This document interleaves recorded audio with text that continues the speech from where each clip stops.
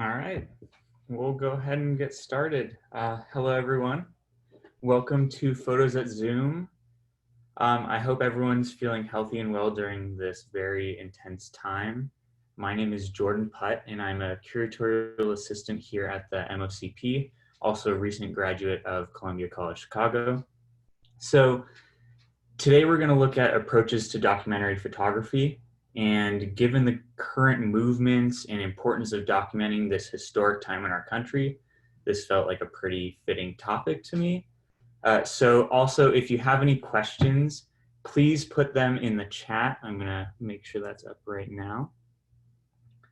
And I'll try to get to them every once in a while, every few slides. I'll make sure to keep checking it. So yeah, let's get started. So I wanted to begin with this quote by Walker Evans, and this quote was actually shown to me by Paul D'Amato, who works at Columbia College Chicago and is a great mentor and teacher. So the quote says, "Stare, it's the way to educate your eye and more. Stare, pry, listen, eavesdrop. Die knowing something. You are not here long."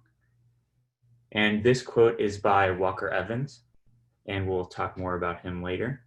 But just kind of think about that as we go through this viewing. So in thinking about how to structure this, I wanted to go through our collection to look at some of our documentary photographs, but also look how documentary photography kind of came to prominence around the world. So to start, we'll begin in France with Eugene Achae. And he was one of the most notable and first documentary photographers kind of ever. Achae was making images in Paris from 1898 until 1927 when he passed away. And I would consider Achae kind of a photographer's photographer because he's influenced so many image makers, from those who were working for the FSA up to contemporary photographers making work now. Achae was an interesting figure in photography because he didn't see himself as anything more than a documentarian at the time. So his Paris studio was initially set up to provide documents for artists to utilize in their work. His shop actually had a sign with the categories of landscapes, animals, flowers, monuments, documents, foregrounds for painters, and reproductions of paintings. It was closer to the 1900s that Achae became focused on making images of Paris, which was in the midst of a rapidly changing landscape. So though he may not have seen himself necessarily as an artist, he became a huge influence for surrealism in the new objectivity movement, which drew from the Bauhaus and prioritized formal shapes and designs and kind of this universal aesthetic that art could achieve. Most of his images actually show the Paris streets completely empty, which is mostly because of the slow shutter speed that he had to use to expose the glass negatives. So because of the time period that he was working, the chemicals weren't kind of as they are now. So it was long exposures and he was printing on albumin prints.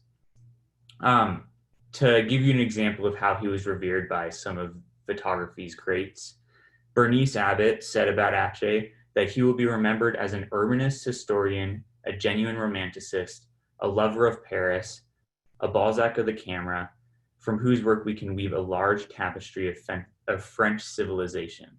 And Ansel Adams said of Achae that the Achae prints are direct and emotionally clean records of a rare and subtle perception, and represent perhaps the earliest expression of true photographic art.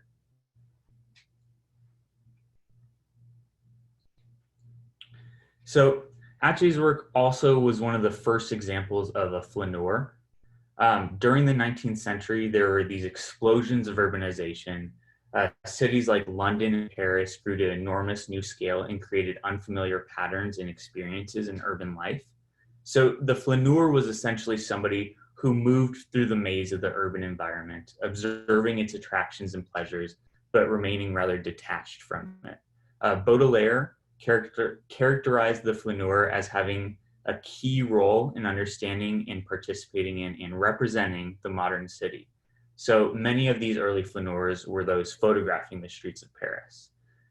So one such person who was working within that same tradition was André Kurtege.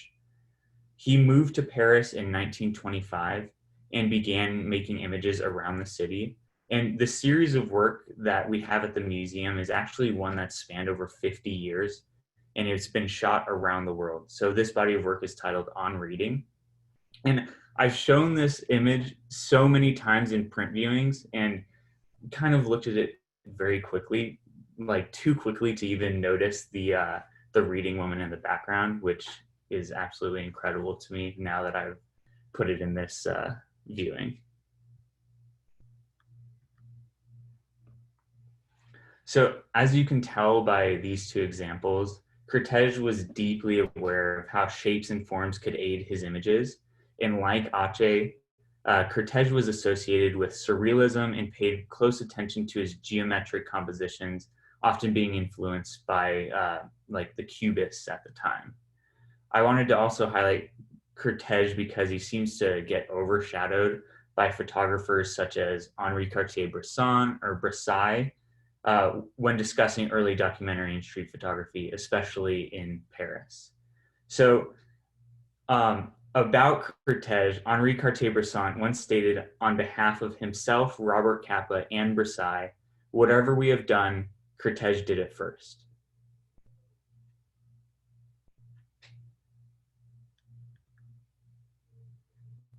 So this brings me to Henri Cartier-Bresson. So he began making photographs in 1931, but is most well known for his monograph titled The Decisive Moment, published in 1952. The title comes from his philosophy on photography. And here he says, "To me, photography is the simultaneous recognition in a fraction of a second of the significance of an event as well as of a precise organization of forms which gave that event its proper expression." I love this image personally because I think that it's captured at a moment which makes everything come together, from the hands all touching and like the hair being touched in different ways. It feels like the moment was perfectly captured. Max Kozloff is a theorist on photography.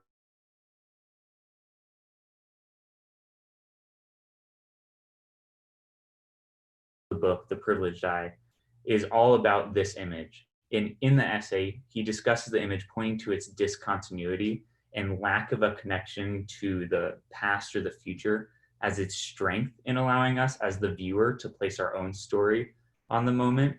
So to him, he says that it put him into a state of fruitful perplexity. He says, "Here I am saying that not knowing, a decided lack of knowledge, can become a value in itself. If there is any such thing as a revelation that does not explain its content, this is an example." Another interesting thing that I found out about Bresson was that he was drafted in the French army in 1940, and he was taken prisoner by the Germans, but escaped on his third attempt and joined the French resistance. And believing that he died in the war, the MoMA in New York organized a posthumous show for him in 1947. And after escaping, he came to find out about this exhibition and ended up assisting with the preparation and helping get it all ready. And the following year, he founded the Magnum Photo Agency with Robert Capa.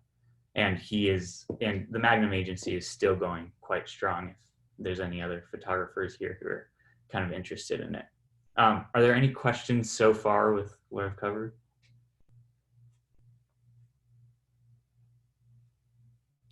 Sweet, I'll keep going.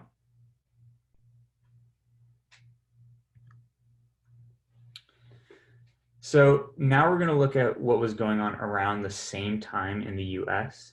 And I figured we could start with somebody who went between France and the US and essentially helped to bridge those two photographic worlds. So this image is by Bernice Abbott, and it's part of her project titled Changing New York. So Abbott was born in Ohio and eventually moved to New York City in 1918. And that's where she met Duchamp and Man Ray. And she eventually moved to Paris and became Man Ray's assistant from 1924 to 1926. Here she began picking up photography and had her first photography exhibitions. So in Paris was also where she met Eugene Achae, which was the first slide that I showed. Achae was a huge influence on Abbott ever since she first saw his images in Man Ray's collection in 1926. And I should note that Man Ray would frequently go to Achae's studio and buy his prints from him. So Abbott is also credited as one of the main reasons that we have such widespread access to images by Achae today. When he died in 1927 and his studio was closing, Abbott went in and bought all of his negatives, preserving them and bringing them back to New York in 1929, where she ended up printing and sharing his work. And she is basically the key reason that he is so highly regarded today. And I have to think how difficult it must have been to transport glass negatives across the world, but that's just another feat that I think Abbott is pretty amazing for. But we're going to talk about her work. So when she arrived back in New York in 1929, Abbott was struck by the rapid transformation of the built landscape. And on the eve of the Great Depression, she began a series of documentary photographs of the city. With the support of the Works Progress Administration Federal Art Project from 1935 to 1939, she debuted the work in 1939 as a traveling exhibition and a publication called Changing New York.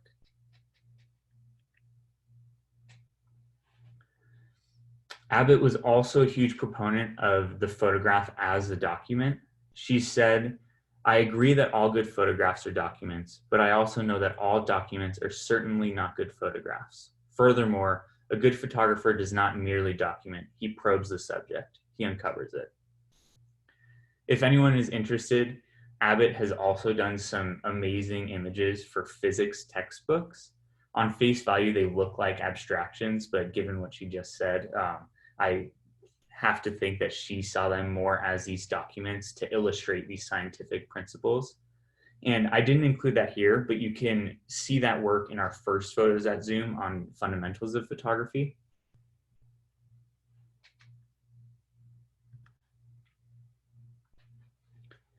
So around the same time that Abbott began photographing in New York, Walker Evans moved to New York and began taking up photography.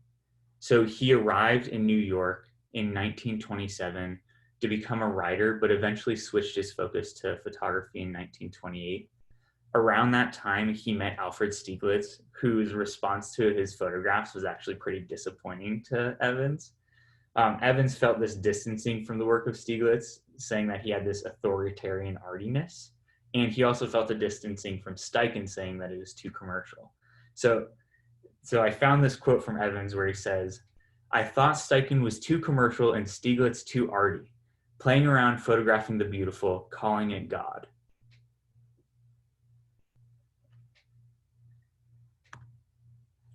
So Evans early on was asked to take photographs of the Brooklyn Bridge to illustrate Hart Crane's novel, The Bridge, which was published in 1931. And I think that you'll notice there's a few of these images that I talk about, that there's a pretty deep connection between the literary masters of the time and the photographers, because there was a community that was pretty linked. So one of the photographs, as a result of this, also appeared on the cover of the issue of USA, which at the time was a new trendy literary magazine. And I think that was the result of Hart Crane as well. And I looked up The Bridge, the most recent edition, on Amazon, just out of curiosity. And this edition, published in 2012, also uses a Walker Evans image of the Brooklyn Bridge, which I thought was pretty interesting.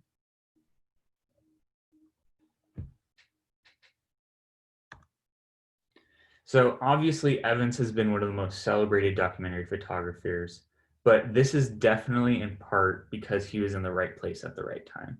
So to put it in perspective, in 1929, Evans met Lincoln Kirstein, and Kirstein was a young, successful Harvard grad who promoted modernism in America. And he suggested to Evans that he do a photography project on Victorian architecture. So Evans began making photos that are similar to this one.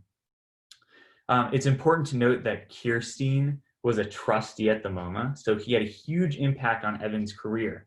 So Evans' images of these homes were actually exhibited in the Museum of Modern Art. And this was the first one-person photography exhibition of any major museum and the MoMA's second exhibition of photography ever.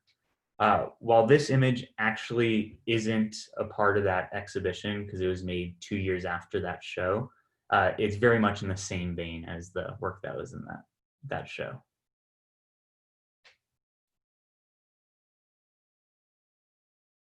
Oh, I got a question. So can you describe what you mean by a documentary photograph? Can you give an example of a photograph that was not described as documentary initially, but became documentary later? That's a good question. I'll have to think on the second part, but I guess that I think that a documentary photograph is referring to a photograph that is meant to be a document, and in terms of like a reference, I wouldn't say truthful is a difficult word to put in that. But, oh, is everyone still seeing everything? Can everyone see it now?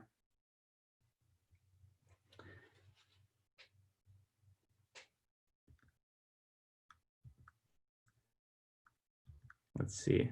I can try. Are you guys seeing it now? Sorry about that.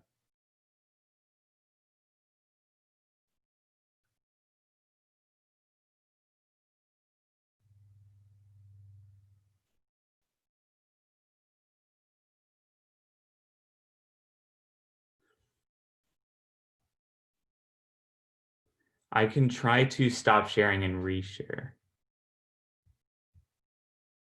Let's see if this works.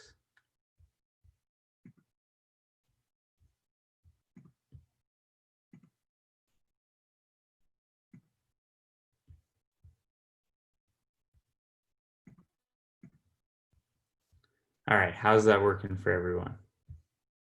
Okay, perfect. So back to the question, which is, I think, a pretty difficult question. But I guess the documentary photograph is really referring to something that is meant to be used as a document. So I think about that in the way that initially, like, we think about photographs and we look at them and we see it and we say, that's the thing. Like, we don't say this is a photograph of the thing. We say, oh yeah, this is like my niece or my nephew. And I think that it's that use of photography in this way where it's meant to document this really very real thing and be very descriptive about a specific moment or a specific place. But I think that this idea of documentary photography really shifts depending on who's using the word and who is making the images. So I don't think that there's really like a clear-cut answer to what like a very like documentary style photograph would be. And hopefully I can kind of cover that through this presentation just by the different breadth of work that I show.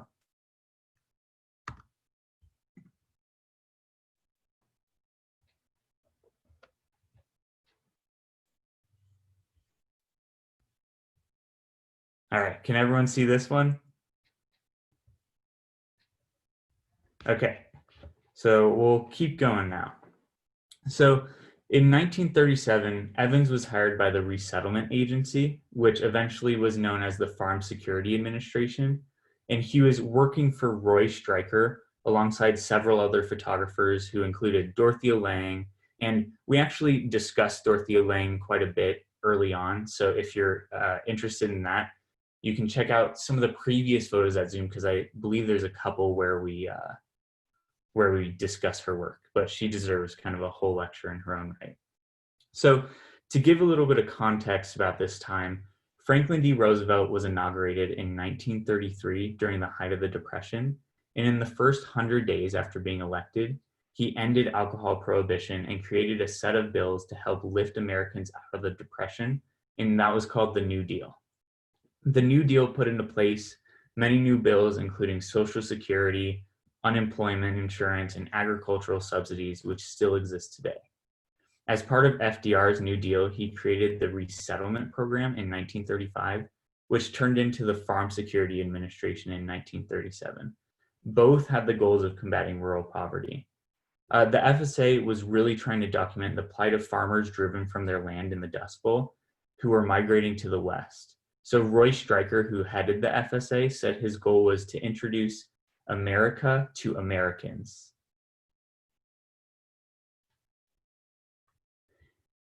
And we're still on the sharecropper's grave, so I think we're all on the right one. And I should also note that the Works Progress Administration that funded Bernice Abbott's work was also a part of the New Deal and was an agency created as part of the New Deal.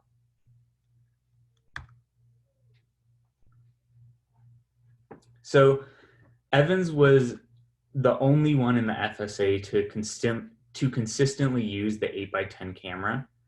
And he also used smaller formats, but he photographed for the FSA extensively in the South, and his subjects were exceptionally diverse, including portraits, interiors, domestic and factory architecture, and popular artifacts. This particular image has always been interesting to me because every detail of the interior seems to be really important to his story. I've always seen this as kind of this subtle critique of, or maybe not so subtle, critique of capitalism, showing that these signs used as advertisements had to be repurposed as insulation for the working class who couldn't actually like get insulation off of their typical wages. So of all the FSA's photographers, Evans was least in sympathy with the social implications of the project and regarded with indifference the bureaucratic restrictions that were put on him by Roy Stryker and others. Therefore, he was not bummed to receive a leave in 1936 to work with the writer James Achae on an article about tenant farmers for Fortune magazine. The project culminated in the documentation of the lives of sharecroppers in the book Let Us Now Praise Famous Men. And I actually have the book right here, and it's very cheap still, so if anyone's interested, it's really interesting to read.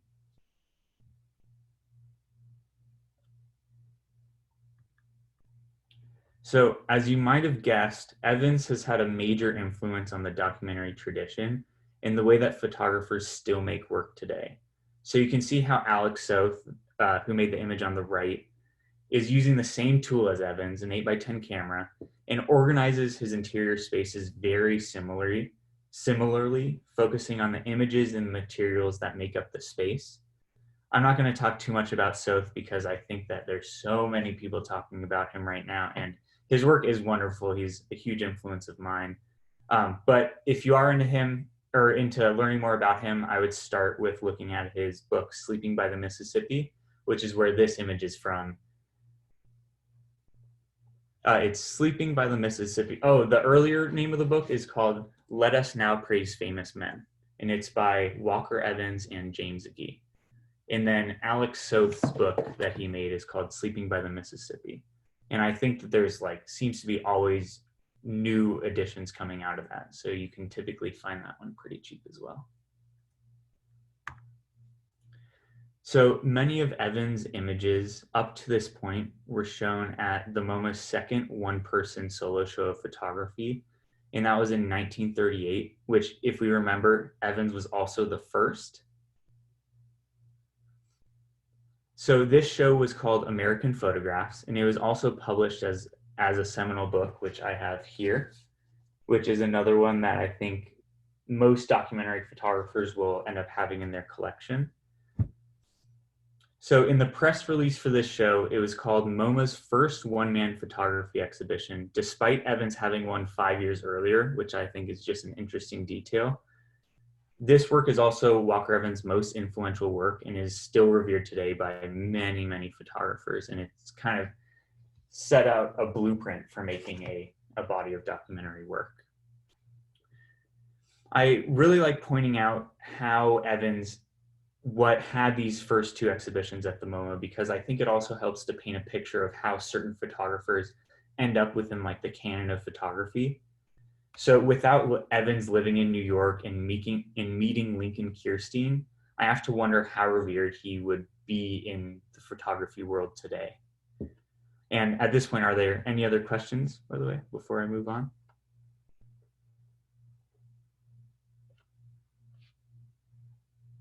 All right, I'll keep going. So next we're going to look at Gordon Parks. Gordon Parks was a photographer, film director, author, and musician. He directed the film Shaft, among several others, and he also joined the Farm Security Administration in 1942. And at the time, or I think for the whole Farm Security Administration, he was the only African American in the FSA. So while working for the FSA, he primarily photographed in Washington, D.C., and did most of his work about Ella Watson, an African-American worker on the cleaning crew at the FSA office. We don't have those images in our collection, but we do happen to have one image from this time at the FSA, and this image is the one that I'm showing now, and it's always struck in my mind since the first time seeing it. There's something so unbelievably tragic about the way that this young boy's trauma of losing a leg and is kind of like reinforced by him stepping out the door and looking at two people with their legs extended toward him. I should also note that the first time I saw this image, and that many others have probably seen this image, is in Teju Cole's show Go Down Moses, and it was paired with an image of Dorothea Lange, and the image of Dorothea Lange is actually a young girl holding a chick. So it was this really interesting juxtaposition of this almost loss of innocence and trauma paired with this almost definition of childhood innocence, of the gentleness of holding this baby bird. And I see a question, is it being recorded to see later? Yes, it is. So this will be available and posted on our Vimeo page. And then we have another question, can you discuss the role of bookmaking in documentary photography versus non-documentary photography? So I think that bookmaking became really important for documentary photography because it got the work outside of the art museum. So if we think about documentary photography, they seem to be more geared towards talking about social issues or documenting a story more for the public to see. So with it in an exhibition, there seems to be less availability for people to see it. Whereas when you make it into a book, I think that it makes it much more easily available. I mean, until it gets crazy expensive and sold out. But in general, I think that it's a way for really getting the work out to the masses. And for someone like me who can't afford an exhibition piece, to still have access to look at these really important projects. And so I think that that might be my only difference in terms of like documentary versus non-documentary in bookmaking. Whereas a lot of photographic projects are really just meant for the wall and to be seen in that space of the museum. And it's kind of this like ritualistic space where you go and you spend time in front of the work. Whereas it totally changes when you have that book in front of you and you're in control of the sequencing, or you're in control of the pacing, and you can actually be seated while you're looking at it. So I think it totally changes. And there's another question that came in, which is, what's the distinction between documentary photography, photojournalism, and editorial photography? That's a great question. And I think that this will change depending who you ask. But for me, I think that documentary is typically much more long-term looking at a subject. And one thing that I also think comes with documentary photography is that it comes with a point of view. So whereas photojournalism seems to be these very specific moments where the photographers go in really quickly, get the photos for the story, and then get them published. And they're supposed to be objective in their nature. I think that documentary photography has a lot more room for a point of view and tends to be much more long-winded in focusing on a subject. And then editorial photography, I think that the distinction there is that those are basically like your commissions. And so, but I'm not too familiar with all the rules with editorial photography. So I can't go into that too much. And then there's one more question. Aren't most of the people who buy photo books the same people who know the work from museums? I think that's a good question. And I would say probably, but I think that it does also offer this availability for other people who may not be those who are visiting the museums to see them. And also there are ways of remembering these exhibitions if you weren't able to see them. So for example, I think about the New Topographic Show, which was in the 70s, and I was never alive to see that. And I actually just saw a recent iteration of that. But the only way I really got to see the work from that show was by buying the catalog from that show, and then that kind of opened it all up for me. But I think that is a good point to make. So we'll keep going. So in 1948, Gordon Parks was hired by Life magazine. And again, he was the only African-American photographer at Life. And in 1956, he was commissioned to photograph the segregated South around Birmingham, Alabama. There, Parks lived with a shareholder's family for 2 weeks, and he was constantly being tormented by Klansmen and white supremacists, and actually feared for his life and the lives of his subjects during that time. The photo essay, The Restraints Open and Hidden, was included in the September 24th, 1956 issue of Life. And I should note, I didn't include any of them here, but there's actually a lot of photographs from that project where he's looking through the window of a car. And that is literally because a lot of this time he was essentially on the run and fearing violence against him. So he had to kind of make images under those conditions. So this was the spread from the publication, and you can actually see in this top right corner, it's the same picture, or it's the same building that was pictured in the last slide. And upon publication, the family in the photos was actually run out of town by violent threats from locals. And Parks himself was told by the mayor that if he returned to the town, that the people of the town would essentially be after him.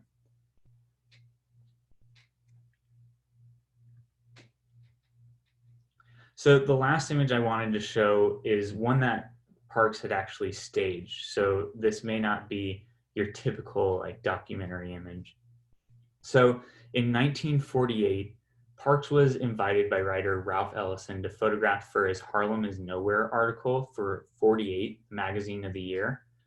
Those images were never actually published until recently, but Parks went on to collaborate with Ellison again for his Life magazine essay, A Man Becomes Invisible.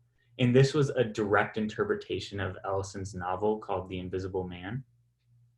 So the book follows an unnamed African-American male narrator as he moves through the South to New York City, recounting the racial divisions and oppression along the way. And in his photograph, Emerging Man, which is this one, Parks staged an image of the novel's protagonist warily leaving a manhole that protects his safe home below ground. So in the prologue, the protagonist states, "Now aware of my invisibility, I live rent-free in a building rented strictly to whites, in a section of the basement that was shut off and forgotten during the 19th century. The point now is that I have found a home. Call me Jack the Bear, for I am in a state of hibernation."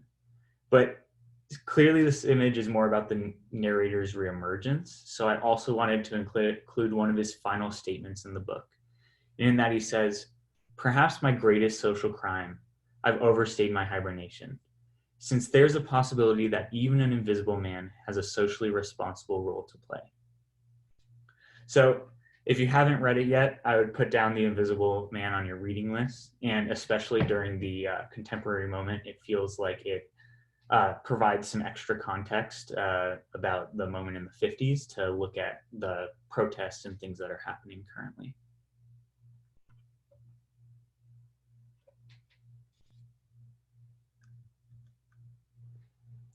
So now that we've looked at work that was being made in the US around the early 1900s, I wanted to also show some work that focuses on the work coming out of Mexico during the same time. So Manuel Alvarez-Bravo was one of the masters of 20th century photography and a participant in the cultural renaissance in Mexico that followed the country's revolution in the 1910s. So Alvarez-Bravo was a self-taught photographer, purchasing his first camera at the age of 20 while working in a government office. In 1927, he befriended Italian photographer Tina Modali, who introduced him to Mexico City's thriving cultural milieu, which included artists such as Diego Rivera and Jose Clemente Orozco. 2 years later, Modari sent some of Alvarez-Bravo's prints to Edward Weston, and Weston wrote back to Bravo saying, "Photography is fortunate in having someone with your viewpoint. It is not often I am stimulated to enthusiasm over a group of photographs." And Bravo actually rose to prominence in Mexico after Tina Modari was had to leave Mexico. So he actually got her job working for a local magazine there. And that's how he started to kind of gain prominence in Mexico.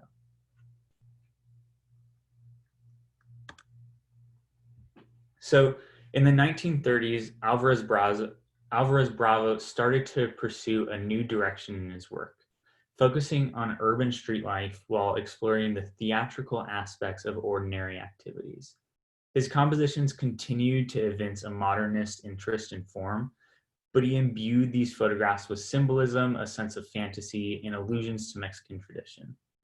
So this one is entitled El Ensueño, or The Daydream.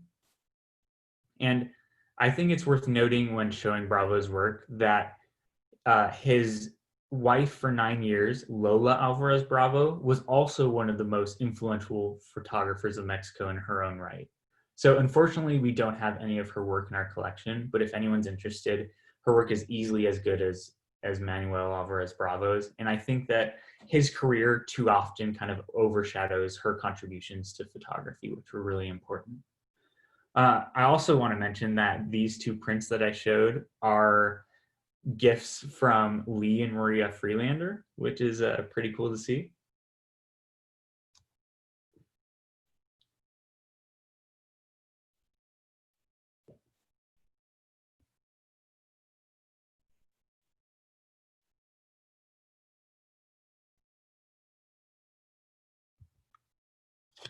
All right, there's a question here.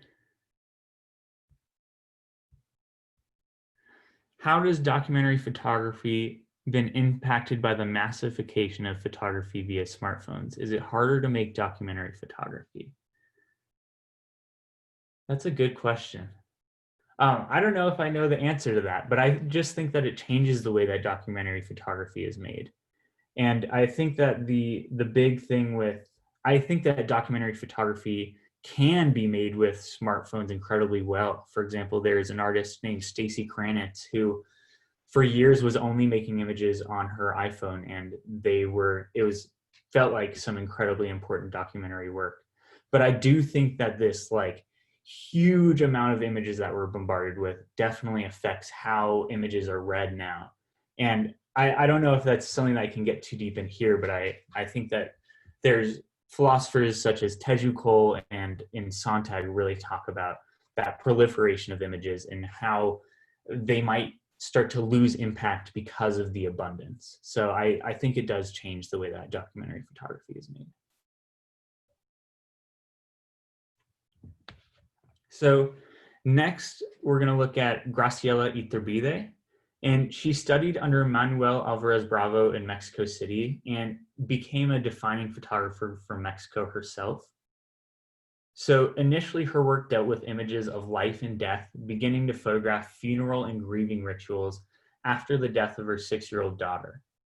And she actually has a story about this where she was doing this for several years, and then eventually she was photographing, and she turned and there was the corpse of a man there, and she went back to photograph him, and it was just her and the corpse of this man, and that was the moment where she realized that she couldn't keep photographing this anymore and that she had to kind of change her sights on some other things. So much of her work looks at ancient cultural rituals as well as focusing on the role of women in many of these cultures. So she's most known for her work photographing the Zapotec women of Yucatan. And this is near Oaxaca, Mexico. So the Zapotec women took a dominant role, often according places of power and subverting these stereotypical gender roles. The project spans a decade and began in 1979 when artist Francisco Toledo invited a group, including Iturbide, to visit Yucatan and contribute to an exhibition for the town's Casa de Cultura. This image of a vendor selling iguanas to eat at a local market became one of her most popular images from the project. It was placed on posters and banners all around town and in locals' homes. And many of the locals actually saw this image as a reference to the Virgin Mary. And in researching this project, I also found out that in the town itself, they created a statue for this woman. So the statue is called El Monumento a la Mujer Juquiteca. And yeah, it's just pretty amazing that these documentary images really start to have a life of their own. And you'll see that in the rest of this presentation. I'm really interested in showing how these images that were made for these kind of long-term documentary works then take on this life of their own, and art is actually made about those images. So I wanted to include this final image of hers because I think it helps to show what Iturbide did incredibly well. And much like Bravo, who we discussed earlier, she really was able to take these ordinary quotidian moments and make them look quite extraordinary, whether it's through the lighting or through the composition. And unfortunately, our servers were down, so I apologize that I couldn't find the high-res photo of this. But I've also only ever seen this image in our collection. So if anyone has any idea of where this image exists otherwise, I would love to know, because I'd love to find a book or something that has it, because it is absolutely beautiful. So now we're going to go back to the documentary work in the US and now looking at kind of the 60s. So I wanted to highlight some of the work of Danny Lyon. He was mentioned in a previous Photos at Zoom, so I won't get too deep into his work, but some of the images and the way that they have been used seem to really resonate differently given the current moment. So Danny Lyon was an activist who documented the civil rights movement among several other subjects, including the prisons, and he also has a very famous project about these biker clubs. So he was one of the official photographers of the Student Nonviolent Coordinating Committee, or the SNCC. And most of his projects are the result of several years participating within a specific community in photographing. So at the SNCC, he worked alongside activists including Howard Zinn and Julian Bond, and was at one point put in the same jail as Martin Luther King during his time photographing the civil rights. His images were not intended for news sources or magazines at the time. Instead, he printed them as posters and actually used them for the protest movement. So this next image is a poster that he made of a highway patrolman photographed during the day that James Meredith tried to register as the first Black man at Ole Miss after winning a Supreme Court ruling to attend. And it's really interesting to me that this question seems to have not changed since this poster in the 60s, and now people are asking the same question again.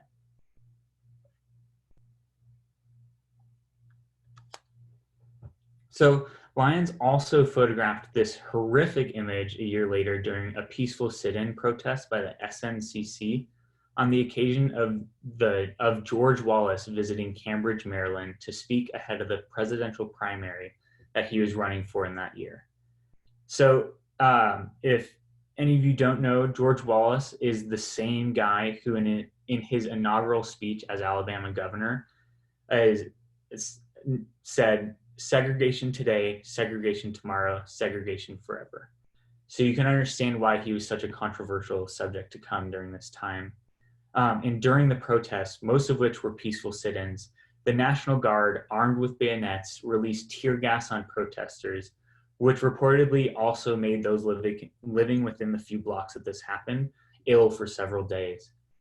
So in the photograph, Clifford Vons, an African-American photographer for the SNCC, is actually being dragged by National Guards, while Stokely Carmichael is the hand on the bottom left on his right leg, trying to pull him back. And after seeing many of the images that are surfacing over the recent weeks, especially thinking about the tear gas deployed on peaceful protesters, and especially those in front of the White House for the famous Bible image, this image really seemed to gain a new poignance in our contemporary moments. So I thought it was important to bring it back and also to look at the life that this image has taken after it was made for this movement. So in 2018, Hank Willis Thomas produced this sculpture titled Looking for America as part of his punctum pieces. So referencing Roland Barthes' concept of punctum, which Thomas describes as the thing that sticks with you, it's the thing that pierces you, the thing that makes an image timeless so that it lives on the psyche of the viewer. So Thomas wondered what it was like to be there and made these life-size sculptures so that the viewers could essentially walk into the photograph, walk around the photograph, and have a new relationship to the different elements of the photograph. This sculpture is also really interesting because it seems to acknowledge this distinctly photographic process of taking a descriptive fragment of life and then freezing it for view in a different context. So I actually learned about this sculpture from an Instagram post that was made by Natalie Crick, and she's an alumni of Columbia College Chicago and an artist who is actually a part of our collection at the MOCP. And I just wanted to read a little bit of what she wrote about her experience of the sculpture. So she wrote, "This sculpture does not feel like the past. It is our current moment. It is visceral in a way that a photograph can never be, in ways that I cannot describe in words. I felt it in my body. I see his body, and I had this physical response to the violence inflicted upon him. These hands grasping at him, lifting him off the ground, attempting to pull him apart. It's horrifying." So this image is of the photographer Clifford Vaughn, who we mentioned earlier. But Vaughn also has an interesting story within like the place of history and kind of not getting due credit. So Hank Willis Thomas also made another piece about Vaughn, which I didn't include in this one, which is a sculpture of a dismantled lowrider motorcycle that's like with the American flag on, I think it's like the gas tank. And that's because Vaughn was heavily involved with the movie Easy Rider and actually created two of the lowrider bikes for the movie, but he never received credit for these despite playing such a huge role in like biker culture and in this movie. So it really kind of struck me how learning that context and then seeing this work in an exhibition could really change how you view it and change how you view like much of the things that we've been taught in the world and through Hollywood. So far we've been looking at these photographers who are very much about documenting like a specific event in a specific moment. And I also wanted to include Diana Matar's work because I think it talks about a different kind of documentary work that seems to deal more with history and storytelling, especially when documenting something that is kept so secret for so long. So her project Evidence is the culmination of a 6-year-long exploration of the life of her father-in-law named Jabala and his disappearance under the Gaddafi regime in Libya. So Jabala was one of many Libyans who went missing during Gaddafi's rule from 1969 to 2011. And during Gaddafi's reign, he established widespread intolerance for anyone who spoke out against the regime. So those believed guilty of disloyalty disappeared and presumably were imprisoned, tortured, or killed. So I'll give everyone a chance to read this text real fast to understand the context of the image that we're looking at.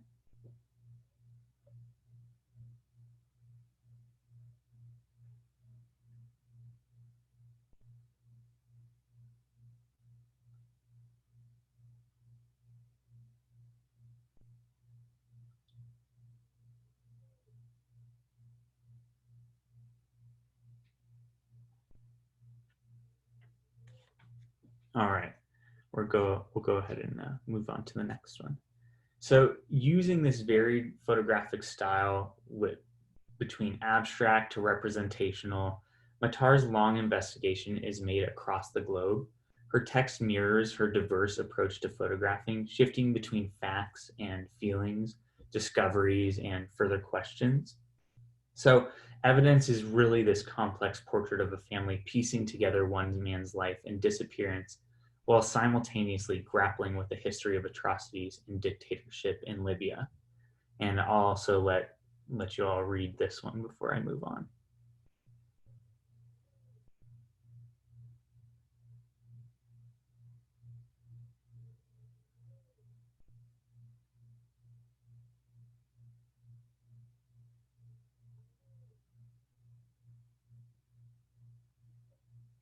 All right, we'll move on here. So next we're going to talk about Nan Goldin. So this is one of only 2 prints of hers that we have at the museum. And it's actually from a New York Times story that she shot about a model named James King. And it was taken during the New York and Paris Fashion Weeks. And it was all done in 1995. So James King was just 16 years old at the time when she was thrusted into the fashion spotlight. And so this image is so interesting for that reason. Jennifer Egan wrote the text for the New York Times Magazine story, and I think that her intro sums it up really cleverly. So she says, in the fashion world of the 90s, teenage models simulate an adulthood they've yet to experience for women who crave a youthful beauty they'll never achieve. Sweet 16, it's not. So Nan Goldin was most known for the Ballad of Sexual Dependency, which was originally a slideshow put to music and eventually published by Aperture as a book, which I have right here. It's another one of the seminal books. Her images intimately describe her time in New York City, Boston, and Berlin, showing a social circle and an LGBTQ community, which she was very much a part of. So in the MoMA's exhibition of this work, their intro states, they experience ecstasy and pain through sex and drug use. They revel at dance clubs and bond with their children at home. And they suffer from domestic violence and the ravages of AIDS. The Ballad of Sexual Dependency is the diary I let people read, Goldin wrote. And something to note about Nan Goldin is that she has had a big impact on kind of social justice as well. She's known for her activism, and as a part of that, she is currently doing a print sale for alongside Aperture. That's all the money is going to be donated. So if you're interested in collecting some of her work, it may be the cheapest that you'll ever be able to find any of her photographs, and it all goes to a good cause. So I would definitely check that out.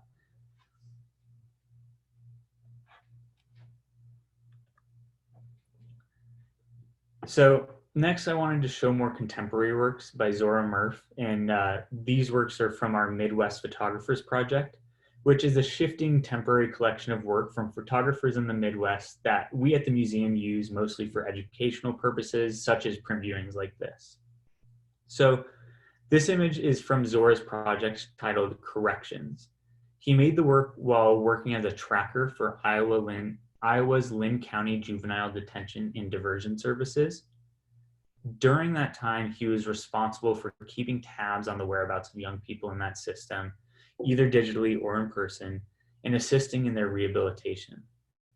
This work was incredibly powerful for thinking about the justice system and its impact on youth, especially as calls to reimagine the school to prison pipeline in the US are being amplified over the last couple weeks with these protests. Photographically, this work also had to solve a very real photographic problem. Because Zora had to hide the identities of those in his photographs, he had to find ways to tell the story that and show their emotions without showing their faces, which I believe he does extremely well, especially in this where we can just see the hands of one of these young men.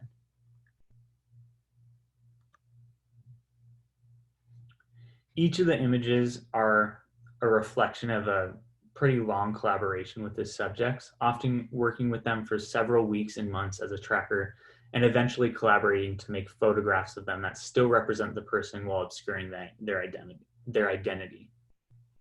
So Zora would actually work with these people to figure out where they were gonna stand, what they were gonna wear, so that they felt like they were represented properly in his photographs. And Zora actually published this work as a book with the same title, Corrections, in 2015. We're also very excited to have Zora's newer work as a part of an upcoming show that will be here at the MOCP. So everyone will have to stay tuned for that.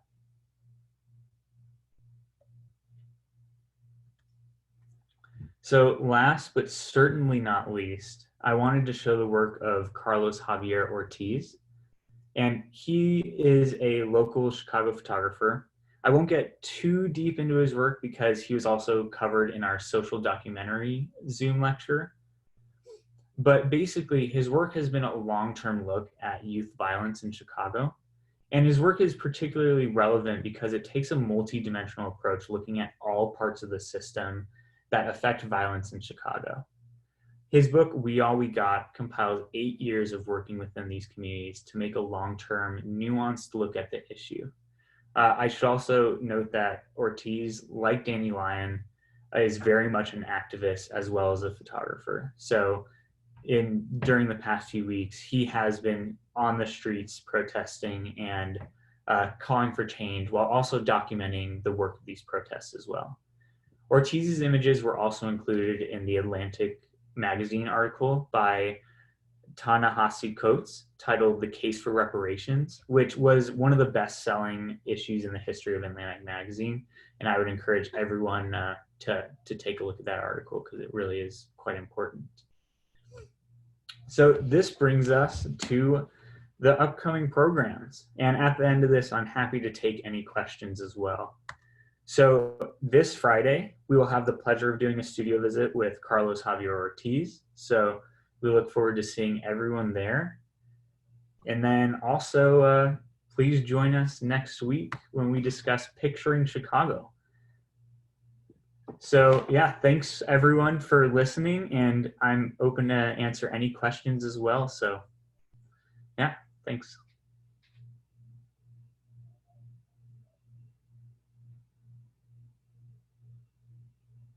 Oh, black and white versus color photographs. Could you comment on this in the area of documentary photography? That's an interesting question. I haven't done too much research about that, but I think that there was this thing in photography early on until about the 70s where a way of distinguishing your work as like artful or kind of important was by keeping it in black and white. And it seemed to be that in the 70s that started to change, where color photography started to be more shown in exhibitions and museums. But in terms of for documentary work, I actually am not totally sure about the history. But it was interesting, I will note, that for the Gordon Parks work in Life, that he did that work in color, which was like a super interesting thing to see. The article that I last mentioned is called A Case for Reparations. Let me make sure I'm saying it right. And it is by Ta-Nehisi Coates, and it was in the Atlantic magazine. And you should, I think they offer free viewings as well, up to a certain number. Oh, thank you, Amy. Yeah, and be sure to check out Zora and Sasha's lecture on June 18th. So there's another question: what is the role of books in today's digital world? And that's a great question. I think I'm still wondering that myself. To me, I think it still plays, well, maybe it plays a very important role for a select few, but I think that there's something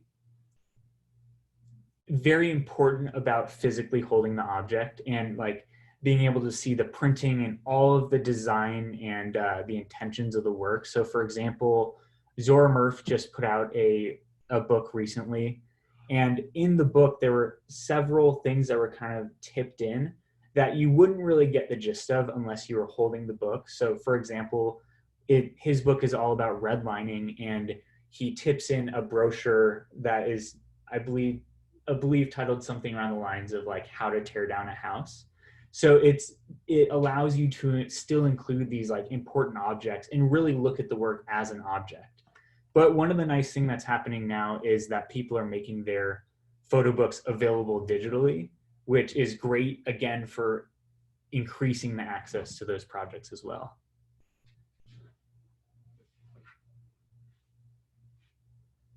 And I like that comment by Chris. They also make it more of a keepsake. So having a piece of the work yourself, that's very true.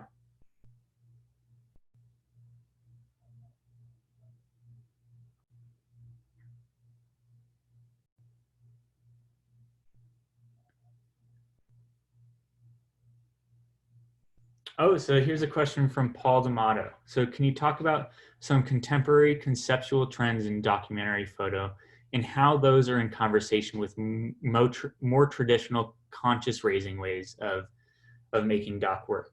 So I think what Paul's referring to is there's this recent trend, especially when we look at people like Alec Soth, to be working really within this documentary style, but maybe in less of a maybe less of like a socially conscious way. Like there's this big thing that's starting, which is like, I once heard someone refer it to me as like pseudo documentary. And I think that this connection is one, just the style of making images. So many of these contemporary photographers working within this kind of documentary tradition are working really slow with big field cameras or medium format cameras.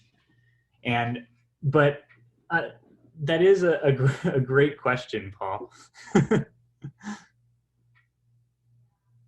But I do think that the way that they're in conversation is that they're using a lot of the stylistic methods and a lot of the ways of telling a story. So for Walker Evans, it was really looking at like this American vernacular and using it to kind of draft these stories that function more in this new context.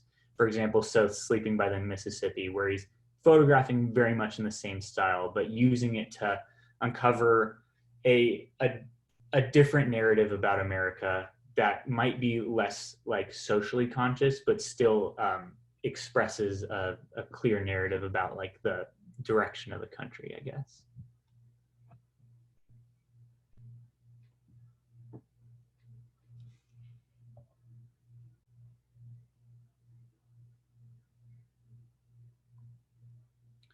Any other questions? And if I didn't see your question earlier, feel free to add it at the bottom and I can make sure to get to it.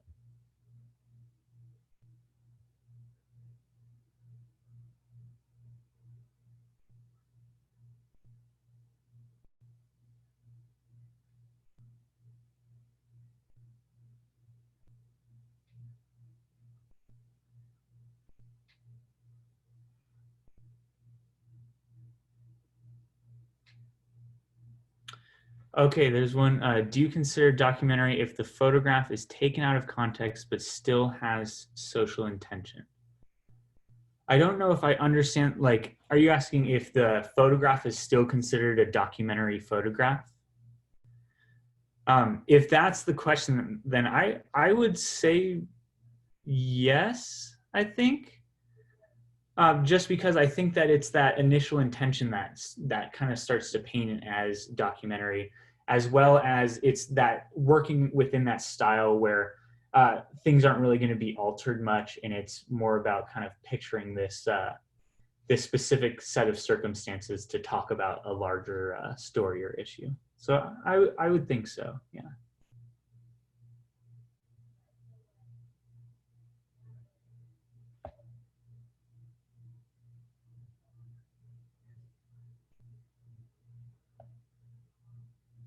Sweet. So if there's no other questions, thank you guys so much for watching, and have a great rest of your day.